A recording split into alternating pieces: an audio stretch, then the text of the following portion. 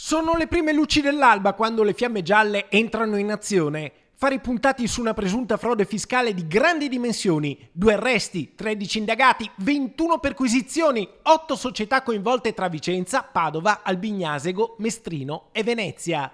Misure cautelari nei confronti dei 3 amministratori di una società che commercia pneumatici. Ordinanza di custodia in carcere per un 56enne di Montegalda, arresti domiciliari per la compagna romena di 43 anni, obbligo di dimora a Sandrigo per un 58enne. Secondo gli investigatori, l'imprenditore di Montegalda, già arrestato e condannato per analoghe condotte fraudolente, durante il periodo di detenzione al 2 Palazzi di Padova, sarebbe riuscito a riorganizzare la struttura operativa grazie anche a diverse teste di legno, formali amministratori di 3 società utili a emettere fatture false, ma c'è di più. Mentre appunto si trovava detenuto a Padova, quindi sempre a seguito della prima indagine per la quale era stato condannato, il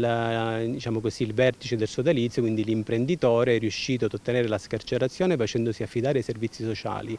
in realtà indicando di prestare manutenzione appunto come piccolo manutentore presso un'associazione dilettantistica sportiva di rugby, grazie a delle false attestazioni che sono state rilasciate dal presidente e da uno degli allenatori di questa associazione dilettantistica di Vicenza.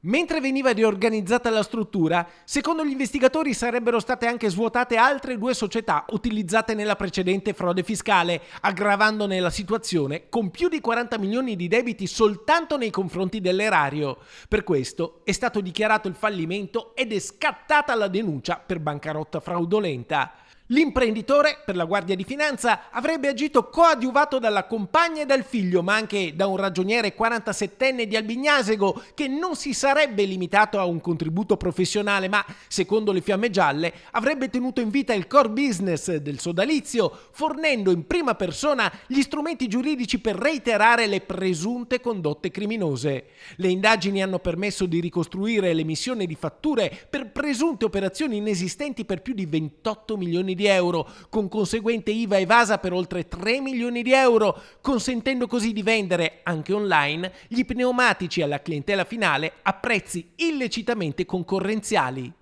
Abbiamo sequestrato numerosa documentazione anche informatica e adesso ci dedicheremo, sotto la direzione del pubblico ministero, all'analisi di tutto questo materiale.